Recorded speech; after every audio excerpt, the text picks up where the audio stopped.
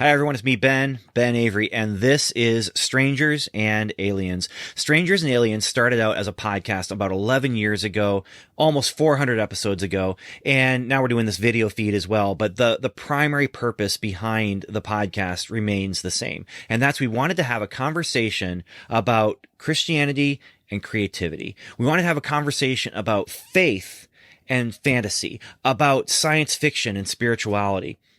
And that has meant, like I said, 400 episodes on the audio feed. That's meant a few episodes here now on the video feed.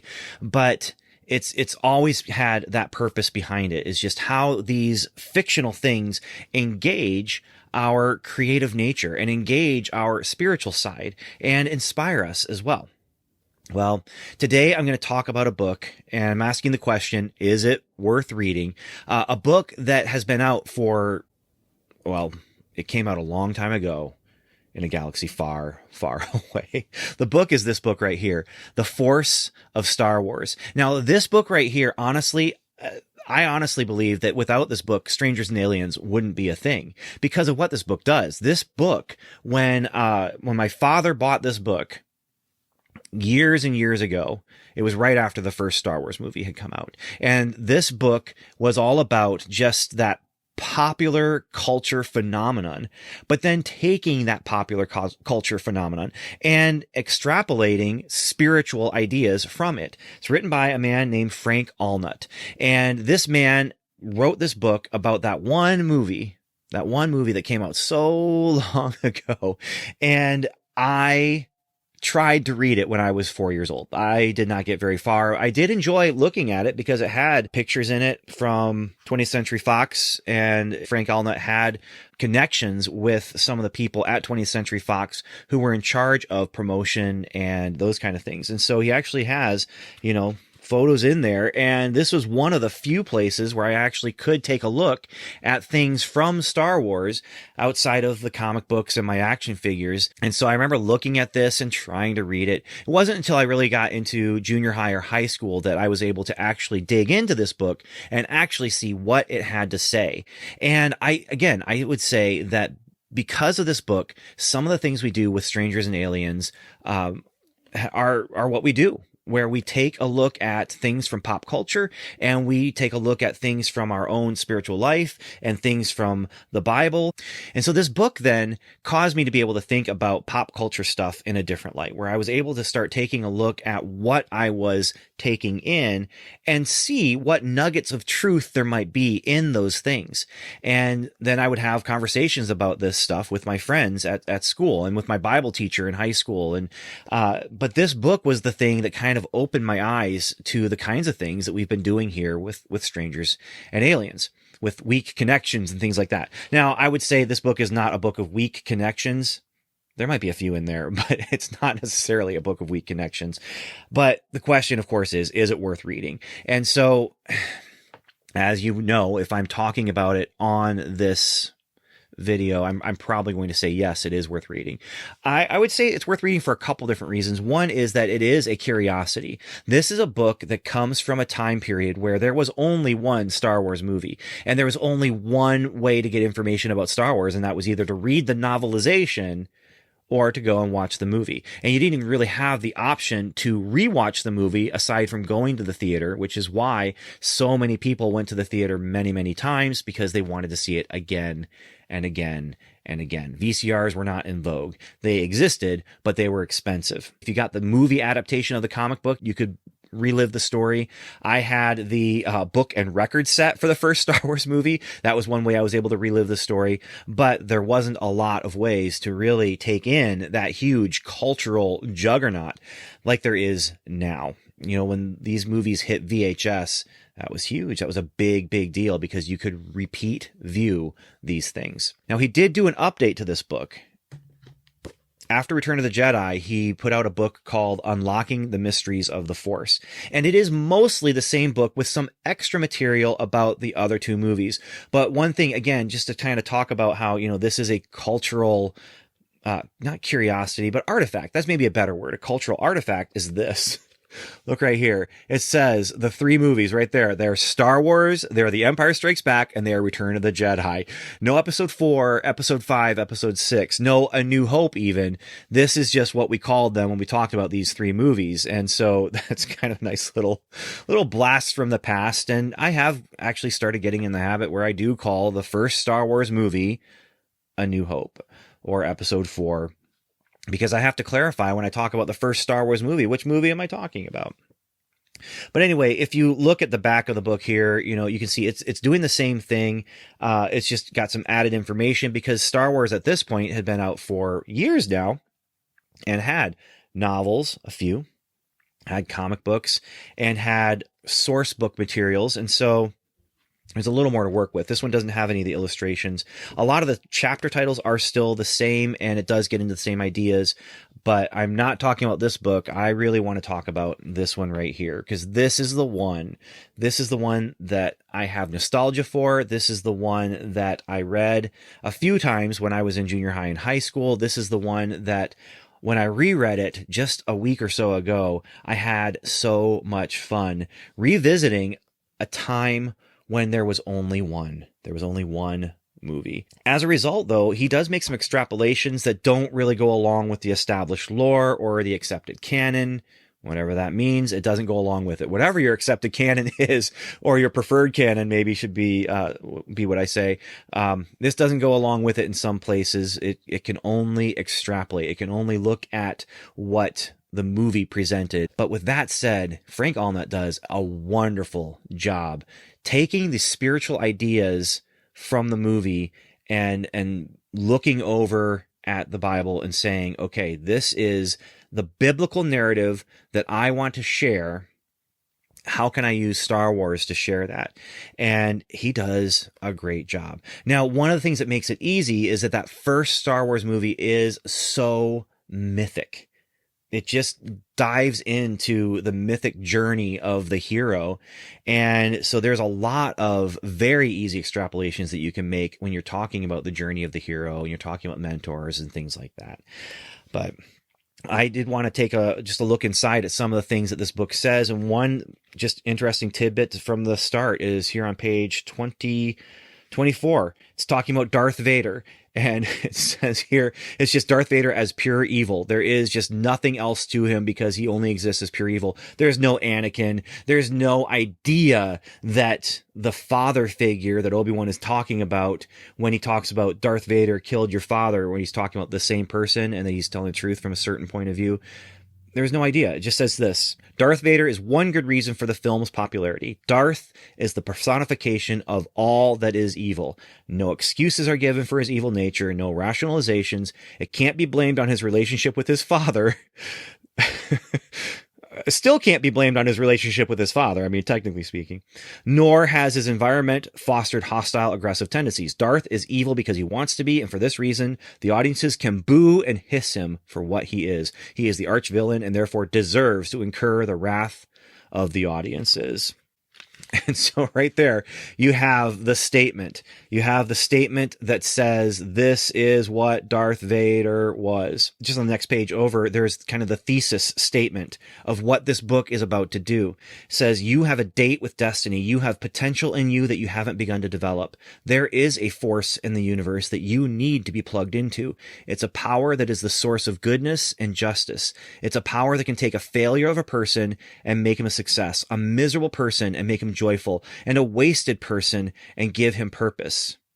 That's what Star Wars is saying to the people of America, and that's why they are seeing it, and some of them, again and again. Star Wars is a prophetic parable which, as the remainder of this book will explain, can change your life for the better. You too can know and experience the real secret behind the irresistible attraction of Star Wars. Now, what's interesting is from here, you can't really get a taste of what he's about to do, but he is about to take this idea of that there is a force in this universe that's going to change your life for the better. And then he takes that and starts talking about a personal God. And so that is something very important that Frank does. That is very important to really just the whole idea of Christianity, is that there is a personal God, who loves you. He created you and he loves you. And it's in this book. He doesn't just, say, well, there is a force and we call it God. He actually gets into it, gets into the actual biblical verses that talk about this. He talks about the theistic view. And from here, he does something that I had not encountered before when I was in high school. And that is, there's a section called The Many Names of the True Force. And it gets into a bunch of the names of God and what that reveals about the nature of God. I had never come across this before. I don't know if it was because of my age or if it was because I just wasn't paying attention, but I hadn't come across this before until reading this book. I'm pretty sure it was in high school because I can picture the room that I was sitting in when I was reading this, and I actually started taking notes about it, where he's talking about Elohim, he's talking about Yahweh, he's talking about Adonai, he's talking about Jehovah Jireh, he's talking about Jehovah Nisi, and he's talking about other names that I'm probably going to pronounce wrong. Jehovah Tsidkenu. He's talking about the Lord of hosts, the Holy One of Israel, the Ancient of Days, and that the God of the Bible is a living being. And so again, I want to make sure that, as you're looking at this book, if you're thinking about reading this book, you're not going to be getting into something that's making this idea of God is a force. No, this is the idea that God is God, a living being who loves and cares for you and about you. Moving to page 72, he's kind of continuing on with this thesis, this idea where there's a story. There's a story in the Star Wars movie, and he's following along that mostly chronologically, but he's also following along the chronological story of our world, starting with the fall of man and going on. And so here we have a page where he's talking about sin, and he says, that's not fair, you say. Man doesn't have a chance against sin, but you must remember that God is perfect. Out of his perfect love for man, he has provided a way out for man to defeat his three enemies, Satan, sin, and death.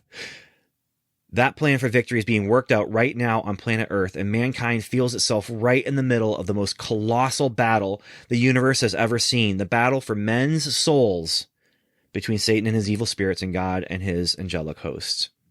And then he starts talking about how it's kind of like the galactic wars in Star Wars. And so, is it a weak connection?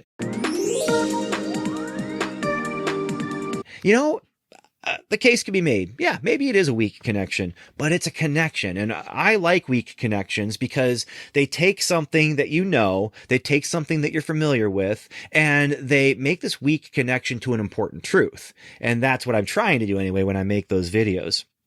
But again, he's telling this story. And so when I flip over to page 100, the note that I have here is that, the note I have is telling a story. It says, Satan's plot to destroy the Son of God was moving rapidly ahead, but would it work? And so for me as a Christian, it was this opportunity again to just take a look at something I already knew, the Bible, something I already knew, Star Wars, and causing me to think about things. But I am very curious what the response was to this book by people who bought it because it was about Star Wars, and bought it because it was the 70s and people were interested in spirituality and New Age and things like that. On page 122, he quotes from 1 Peter 2, verses 9 through 12, which is the strangers and aliens verse from the New Testament. I thought that was kind of cool. But then again, he's also, when he does that, it's a chapter about betrayal. It's a chapter about Darth Vader being the Dark Invader. And Darth Vader represents kind of the Judas figure because Darth Vader, betrayed the Force, betrayed the Jedi, destroyed the Jedi, but he's talking about how we are in this world, but we are not of this world. When I jump ahead then to page 167, you have an interesting word picture that I had not thought about when I have been in my life. I think about Christianity a lot, but when I think about Christ and what he did, and the extrapolation that he takes then is you have Obi-Wan Kenobi is kind of a Jesus figure because he dies and he comes back in words only, but he comes back. But then he talks about how there is an invasion. And I hadn't thought about how the attack on the Death Star is a reverse invasion. You have, it's not even a reverse invasion. It's just an invasion. You have the X-Wings coming in and they are attacking, they're invading the enemy base. And he talks about Jesus then being a part of, a reverse invasion. The invasion of planet Earth by Jesus Christ and his believers will bring history around full circle. All people who choose to receive Christ as their Savior and Lord will enjoy everlasting fellowship with him. And so again, like I said, this book, it's a narrative of just what it means to be a Christian, what it means when Jesus died for us, what it means to follow him and join the rebellion. I'm going to read this, chapter 15, The Voyage to Eternity, and just reading a couple sentences here, kind of talking about Luke then.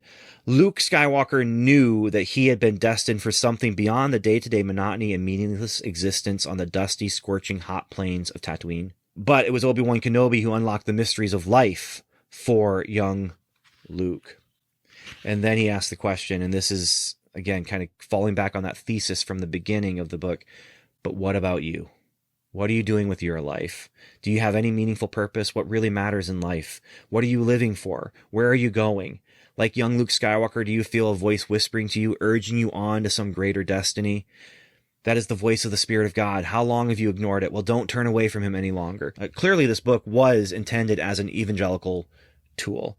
And I am very curious, again, what response was to this book. Now, if you are interested in reading the book, there's a couple different ways. One is just go to eBay. That's how I got this. I think it was on eBay. It might have been that I got this on Amazon. I can't remember.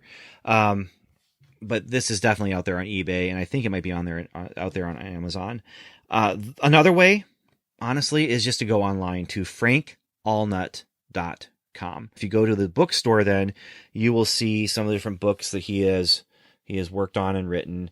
Unlocking the Mystery of the Force, you can read for free online. And I think that the reason that they go with this one is because it is updated and expanded and has extra information about those 3 movies. So all that said, I'm very excited. I was excited to revisit this and to reread this and to take some time to talk about it with you. And I'd love to hear if you've read this book before. I'd love to hear what you thought about it. I'd also love to hear if you have other books like this. There's another one that he did about Superman. And I remember The Gospel According to Superman was a book that I once saw in a bookstore when I was a little kid. And I picked it up and thought, that looks really interesting. And it was talking about the Superman Moses connection that I had never thought about because I was 10 years old, maybe not even that.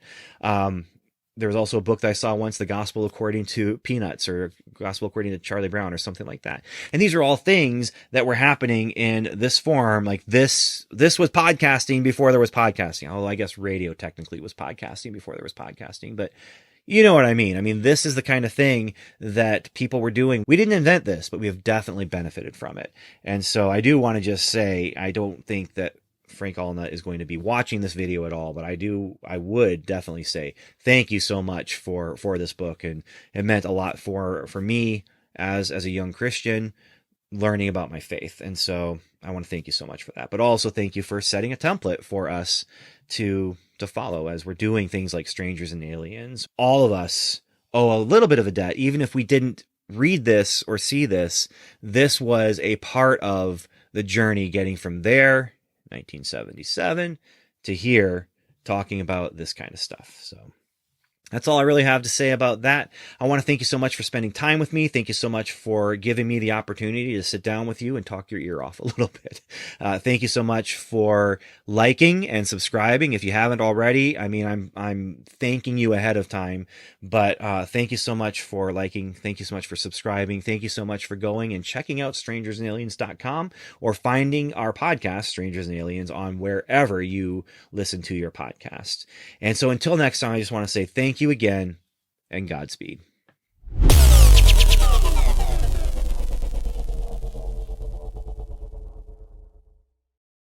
Kind of talking about Luke then.